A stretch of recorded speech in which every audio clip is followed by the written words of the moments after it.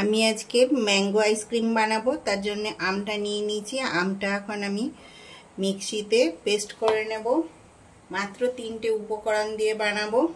তার সঙ্গে নিয়ে নিয়েছি মিল্ক মেড, আর নেব আমি একটা আইসক্রিম।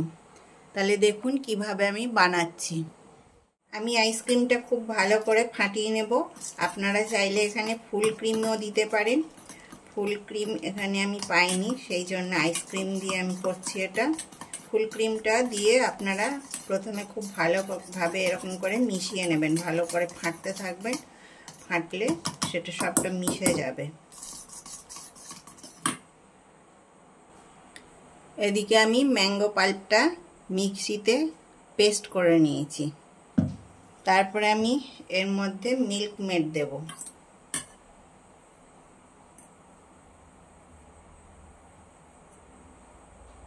এবারে আবার এই দুটোকে ভালো করে ফেটিয়ে নেব।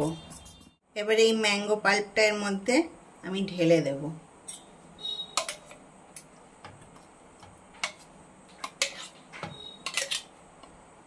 এবারে এগুলোকে সব একসঙ্গে ফাটিয়ে নিতে হবে খুব ভালো করে। এবারে আমি এই পেস্টটাকে এর মধ্যে ঢেলে দেব। আপনাদের কাছে যদি এরকম বাটি না থাকবে, আপনারা তাহলে আপনাদের ইচ্ছা মতন ছোট ছোট প্লাস্টিকের যে কাপগুলো হয় তার মধ্যেও আপনারা বানাতে পারেন। আর আমি কিন্তু এর মধ্যে এক্সট্রা চিনি দিইনি, আমরা একটু মিষ্টিটা কম খাই। আপনারা চাইলে এক্সট্রা চিনি দিয়ে দেবেন যখন এটাকে ফাটাবেন তখন। এবারে এইভাবে একটুখানি ট্যাপ ট্যাপ করে নিতে হবে।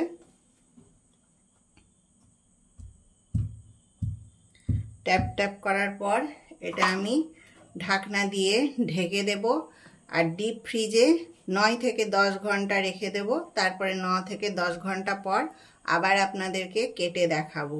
তাহলে দেখুন মাত্র 3টে উপকরণ দিয়েই কত সুন্দর আইসক্রিম তৈরি হয়ে গেল।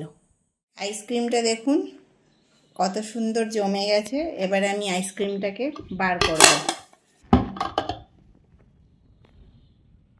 পিস পিস করে কেটে নেব। আপনারা যেমনভাবেই কাটতে পারেন, স্পুন দিয়েও কাটতে পারেন।